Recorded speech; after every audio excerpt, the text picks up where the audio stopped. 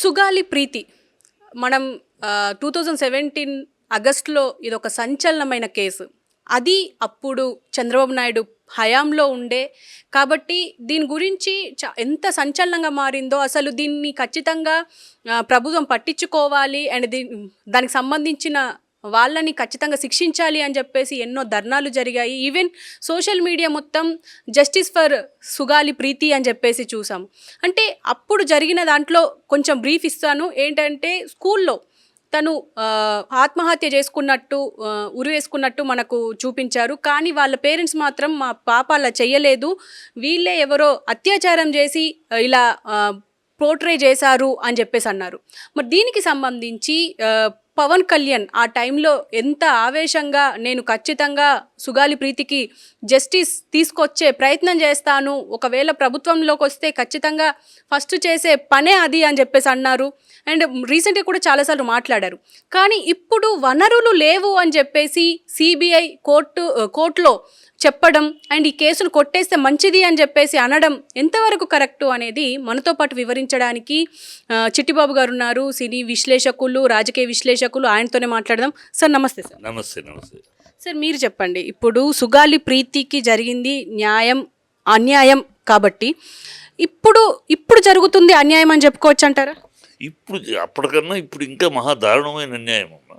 ఈ ప్రభుత్వం ముఖ్యంగా పవన్ కళ్యాణ్ దీన్ని నేను ఎత్తిని పెట్టుకుని ఆవేశంగా ఊగిపోతూ జుట్టు ఎగరేసుకుంటూ డామ్ డూమ్ డకారని మాట్లాడి సుగాలి చెల్లెల్ని తీసుకొచ్చి ఒళ్ళో కూర్చోబెట్టుకుని వాళ్ళ అమ్మతో ఎన్నో డ్రామాలు, ఎన్నో నాటకాలు, ఎన్నో ఆవేశమైన యాక్టింగ్లు చేసేసి ఆ యాక్టింగ్లు ఎందుకు అంటానంటే ఇప్పుడు పరిస్థితి అప్పుడు అన్ని మాట్లాడినాడు ఏదో చేస్తాడు, ఏదో చించేస్తాడు, ఏదో పొడి చేస్తాడు అని చెప్పి అందరూ నమ్మారు. ఈ నాటకాన్ని, ఈ డ్రామాని, ఈ సినిమా డైలాగులని, సినిమా యాక్షన్లను నమ్మేశారు.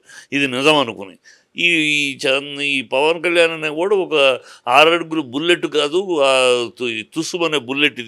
ఇది ఒట్టి మాటలు తప్పితే దేనికి పనికిరాని డ్రామా ఆర్టిస్టు, డ్రామా రాజకీయాలు, జోకర్ రాజకీయాలు, పనికిరాని రాజకీయాలు చేసేవాడు తప్పితే నిజమైన రాజకీయం కాదు. నిజమైతే ఓట్ల కోసం ఎన్ని అబద్ధాలైనా, ఎన్ని డ్రామాలైనా, ఎన్ని చిల్లర వేషాలైనా వేస్తాడు అనేది ఇప్పుడు ప్రూవ్ అవుతారు. ఆ రోజు అన్ని మాట్లాడినోడు ఇవాళ ఫస్ట్ రాగానే అదే కేసు టేకప్ చేస్తాను ఆవేశం రెచ్చగొట్టి ప్రజల్లో ఏదో చించేస్తాడని ఒక భ్రమను కల్పించి ఇవాళ నిమ్మకు నీరెత్తినట్టు ఉంటాడు. అసలు కోర్టులో వాళ్ళు ఈ కేసు కొట్టేయాలని అంటానంటే అసలు వనరులు లేవు సిబిఐలో అని అంటూ ఉంటే ఏమన్నా సిగ్గు, శరం, అభిమానం, పౌరుషం, మనం ఏమన్నామో మాటకి విలువ ఏమన్నా ఉందా ఈ మనుషులకి? వీళ్ళు అసలు మనుషులేనా? వీళ్ళు ప్రజల్లో నడవటానికి, ప్రజల్లో కలిసి ప్రజల మధ్య నిలబడటానికి అర్హత ఉందా?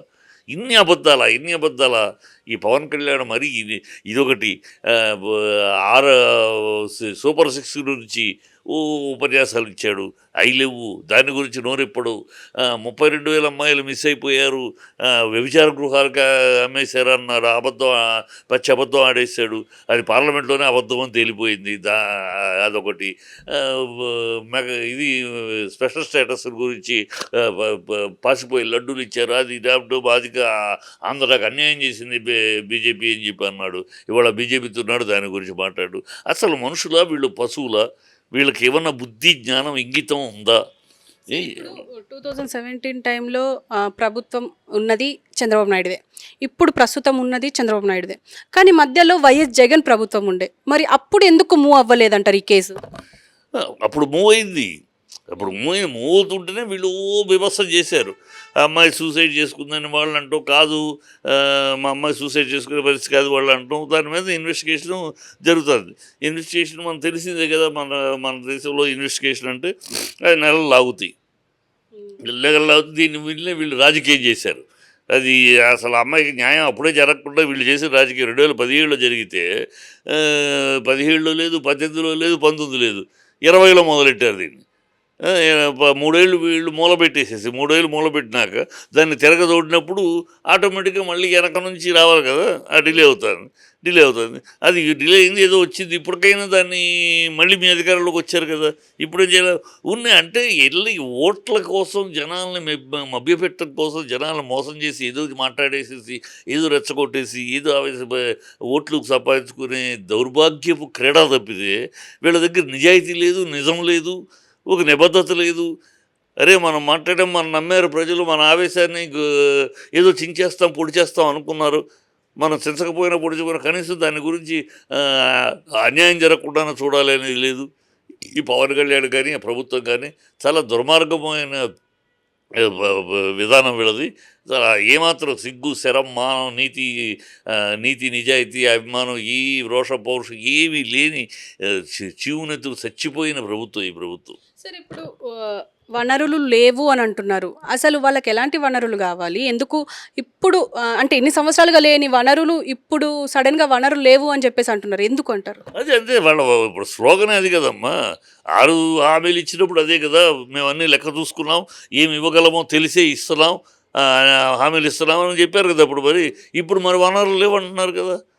మనం ఆ రోజు చెప్పినప్పుడు అన్నీ ఆలోచించుకున్నాం, అన్నీ మేము లెక్కలు చూసుకుని మాకు తెలుసు, మేము ఎలా చేయాలో మాకు తెలుసు, అందుకని అన్నీ ఆలోచించుకుని ఏమి ఇవ్వగలమో వాటిల్లో చెప్తున్నాం అని గంటాపదంగా లోకేష్ ఉపన్యాసాలు ఇచ్చారు కదా. లోకేష్, చంద్రబాబు, ఈ పవన్ కళ్యాణ్ అన్ని ఉపన్యాసాలు ఇచ్చారు కదా. మరి ఇప్పుడు నిధులు లేవు, భయమేస్తోంది, ఖజానా చూస్తానని అంటాడేంటి చంద్రబాబు? ఈ నోరు మూసుకుని నిమ్మక నీరెత్తినట్టు సొంతపప్పులో కూర్చుంటాడు ఎందుకు పవన్ కళ్యాణ్? ప్రశ్నించడానికి వచ్చారన్నాడు, ప్రశ్నించడే. తనే ఒక ప్రశ్నగా మారిపోయాడు. అతను ఎవడేసాను? ఇతను రాజకీయ నాయకుడా, లేకపోతే డ్రామా ఆర్టిస్టా, లేకపోతే ఒక హిందూనా, క్రిస్టియనా, ఎవడితను? తనే ఒక ప్రశ్న, అందరికీ ప్రశ్నగా మిగిలిపోయాడు. నేనే బ్యాప్టిజం తీసుకురానబ్బా అంటాడు, నా పిల్లలు క్రిస్టియన్ అబ్బా అంటాడు, హిందూ పెద్దలే ఈ దేశంలో మతకలోలకు కారణం అంటాడు, మా నాన్న దీపారాధనలో సిగరెట్ అంటించుకుంటాడంటాడు, అన్నీ మాట్లాడితే ఇప్పుడు మళ్ళీ సనాతనం అంటాడు. సనాతనంలో 3 పెళ్ళిళ్ళు ఇవ్వే, 3 పెళ్ళిళ్ళు తీసుకు సనాతనం అంటాడు. ఏం మాట్లాడతాడు? ఎందుకు మాట్లాడు? ఏదో జనాలు ఇరిపప్పలు అనుకుంటున్నారు. ఒకసారి నమ్ముతారు, ఏదో నువ్వు సినిమా ఫీల్డ్ నుంచి వచ్చావు కనుక ఏదో గ్లామర్ ఉంది, నలుగురు జనాలు వస్తారు, ఏదో నువ్వు మాట్లాడేది నమ్ముతారు. ఇప్పుడు చూసేశారు, ఈ 6 నెలల్లోనూ చూసేశారు. ఇది ఒక పప్పు శుద్ధ, ఇది వేస్ట్ మెటీరియల్, ఇది ఉన్న గాలివాగుడు, సొల్లువాగుడు తప్పితే ఇంకెందుకు పనికిరాని మ్యాటరు, ఇది రాజకీయాలకు పనికిరాని material, waste material, failure politician అని అర్థమైపోయింది. అండ్ వైఎస్ జగన్ని టార్గెట్ చేసే విధంగా అంటే ఇరకాటంలో పెట్టాలని చెప్పేసి దీన్ని ఈ కేసుని రాజకీయం చేసి ఉంటారంట. అంతే అమ్మా. ఇరకాటంలో పెట్టడానికి వాళ్ళు ఏంటంటే అన్ని రకాల అబద్ధాలతోటి ప్లే చేశారమ్మా. అన్ని రకాల అబద్ధాలు, 1 కాదు 2 కాదు. ఆఖరికి టైటిల్ రిజిస్ట్రేషన్ కూడా ఏంటి, టైటిల్ అబద్ధమే. అది అప్పటికి 60% అయింది, ఇది ఒక్క కంప్లైంట్ లేదు. కానీ లాస్ట్ మినిట్లో టైటిల్ మొదలెట్టారు. ఏమైంది? ఏమీ లేదు. దాంట్లో జరిగింది ఏమి లేదు, అన్యాయం జరిగింది ఏమి లేదు. కానీ ప్రాపగండ చేశారు. అన్ని అబద్ధాలని ప్రమోట్ చేసి ఒక మీడియా పెట్టుకుని పిచ్చి అబద్ధాలని ప్రమోట్ చేశారు. ఆ ప్రమోట్ చేసి ప్రజలు నమ్మారు. ప్రజలు ఈ కూటమి వాళ్ళు వీళ్ళు ముగ్గురు పైన మోడీ అని నమ్మేశారు. నమ్మేసి ప్రజలు భ్రమలో తీసుకెళ్ళి ప్రజలతో అబద్ధాలతోటి వచ్చేసారు. ఇప్పుడు అరాచకారం చేస్తున్నారు అంతే. Okay sir, thank you. So చూశారు కదా, అంటే వనరులు లేవు అని చెప్పేసి ఇప్పుడు కేసు కొట్టేయండి అని చెప్పేసి కోర్టును కోరుతున్నారు సిబిఐ. మరి ఇన్ని రోజులుగా ఎందుకు ఈ కేసు మూవ్ అవ్వలేదు? ఈవెన్ అప్పుడు 2017లో జరిగింది, దాదాపు 3 సంవత్సరాలు టైం ఉండే చంద్రబాబు నాయుడు హయాంలో. మరి ఆ తర్వాత అయినా కేసు మూవ్ అయ్యిందంటే అప్పుడు జరగలేదు. ఇప్పుడు సిబిఐ టేకప్ చేసిన తర్వాత కూడా ఇది అంటే ముందుకు వెళ్ళకపోవడం, సుగాలి ప్రీతికి న్యాయం జరిగే అవకాశం కూడా లేదు అన్నట్టుగా అయితే ఇప్పుడు కనిపిస్తుంది. మరి చూద్దాం మరి అసలు ఏం జరగబోతోంది. మరి ఇప్పటికైనా పవన్ కళ్యాణ్ దీనికోసం పోరాడారు. మరి ఇప్పుడు డిప్యూటీ సీఎం పోరాడినట్టు నటించాడు. ఓకే, సో దానికోసమైనా ఇప్పుడైనా డిప్యూటీ సీఎం హోదాలో ఉన్నారు కాబట్టి ఇప్పటికైనా కళ్ళు తెరిచి మరి సుగాలి ప్రీతికి న్యాయం చేస్తారా లేదా అనేది